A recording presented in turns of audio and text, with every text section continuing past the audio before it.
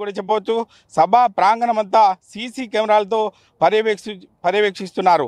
ప్రధాని రాకకి ముందు helicopter trial run, convoy trial run నిర్వహించారు. అధికారులు ఇటు ప్రధాని సభను విజయవంతం చేసేందుకు బీజేపీ నాయకులు జన సమీకరణ నిమగ్నమైన చెప్పచ్చు. ఏది ఏమైనప్పటికీ ఈ ప్రోగ్రాం చూస్తుంటే అంతి ఎస్పీజీ బలగాలతో మోహరించి ఉండడం 2 కిలోమీటర్ల వరకు కూడా ఇక పోలీసుల పహారాలో ఉన్నట్టు కూడా చెప్పవచ్చు. అందులో భాగంగా రాష్ట్ర నాయకులు బీజేపీ రాష్ట్ర నాయకులు జగన్ ఉన్నారు. వారిని అడుగుతారు. సార్ చెప్పండి, సభను ఎలా వీలైపోతున్నారు? నరేంద్ర మోడీ గారు మొదటిసారి మరి సంగారెడ్డి జిల్లాకు రావడం నిజంగా కూడా అదృష్టం.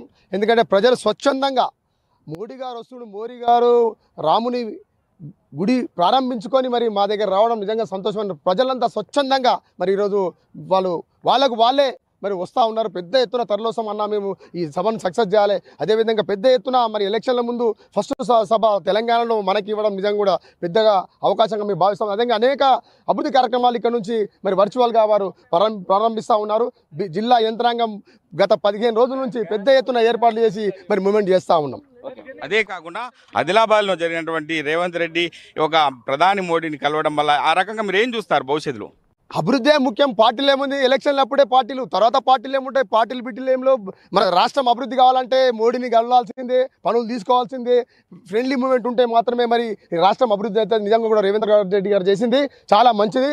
తెలంగాణ ప్రజలందరూ హర్షిస్తూ ఉన్నారు, ఇలా సంతోషిస్తూ ఉన్నారు. ఓకే, అంటే మేడిగడ్డ విషయంలో మహారాష్ట్రకు సంబంధించి ఒక ఒప్పందం కుదిర్చినట్లయితే మా పనులు సకాలంలో పూర్తయ్యేదని చెప్పి ప్రధాని కోరడం జరిగింది. మరి ఇక్కడ ఏం విషయాల్లో బయటికి వచ్చే అవకాశం ఉందని చెప్పచ్చు? ఇక్కడ దానిపైన ప్రధాని గారు స్పందిస్తారు. ఎందుకంటే అభివృద్ధి విషయంలో కావచ్చు, దేశ అభివృద్ధి విషయంలో, రాష్ట్ర అభివృద్ధి విషయంలో ఏది ఎలా చేయాలనేది ప్రధాని గారు ఇక్కడ కూడా పెద్ద ఎత్తున మరి మనకు వరాలు ప్రకటించే అవకాశాలు ఉన్నాయి. కాబట్టి మేము మెట్రోది కూడా డిమాండ్ చేయడం జరిగింది. మియాపూర్ టు సంగారెడ్డి మెట్రో కూడా సెకండ్ ఫేజ్ స్టార్ట్ ఇవ్వాల్సిందిగా మేము మోడీ గారిని కూడా కోరడం జరిగింది.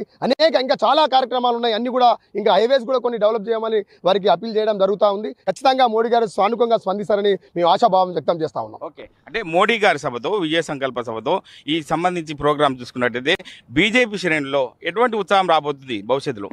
మోడీకి ఓటేయాలని ప్రజలు డిసైడ్ అయిపోయి దాంతో కార్యకర్తలంతా చాలా ఉత్సాహం అయిపోయారు.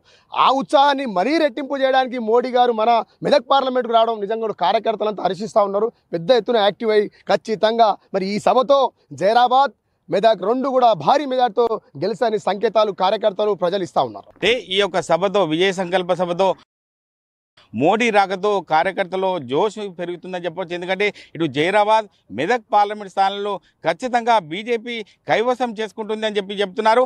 అదేవిధంగా నరేంద్ర మోడీని రాష్ట్ర ముఖ్యమంత్రి రేవంత్ రెడ్డి